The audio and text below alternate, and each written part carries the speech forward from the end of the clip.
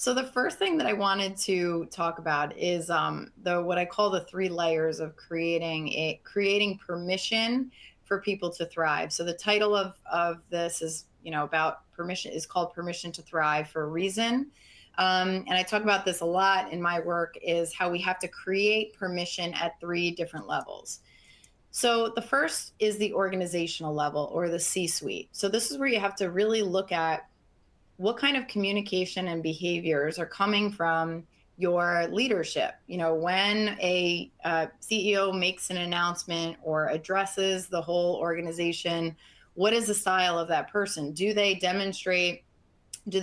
first of all say that they care about the well-being of the people, or talk about how you want to build a people first organization? Are they demonstrating some of those commitments to overall well-being, or maybe even making an announcement about psychological safety and saying, hey, we really want to make sure that people feel that they can speak up in this organization. We want to know that you're valued. We want to hear your opinion. So actually saying some of those things at the highest of levels, and then demonstrating it in your behavior, right? Are you somebody who is being open and honest and vulnerable, and also really truly listening to your people, really practicing active listening? So by that starting at the highest of levels of the organization, it starts to create this sense of permission, like, oh, this is the kind of organization that I'm a part of, one where the leaders are talking about this and they're prioritizing it and they're telling me that they really care. Because when it comes down to deciding if I'm going to stay at this organization,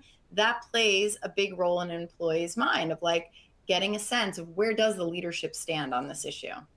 The second layer of permission is then the manager, because there are many situations, I'm sure, I think many of you have probably experienced, where the organization, the leadership cares, but the manager is, the an employee doesn't have a great relationship with their manager, or maybe their manager is more of kind of a cutthroat, more about just driving performance, or is more transactional, doesn't really build relationship.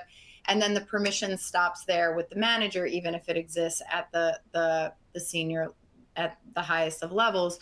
So the manager is being trained around this, and being, understanding how to create a sense of psychological safety in their teams is another piece of it, which we're about to get into. And then finally, the employee has to give themselves permission, right? So sometimes, like, we get in our own way, where we're not actually being our own champions, or we don't feel empowered in ourselves, or our own, we're our own work, or have kind of a sense of stability and security to just feel like we're allowing ourselves to speak up. So there has to be this kind of permission that happens at all three layers.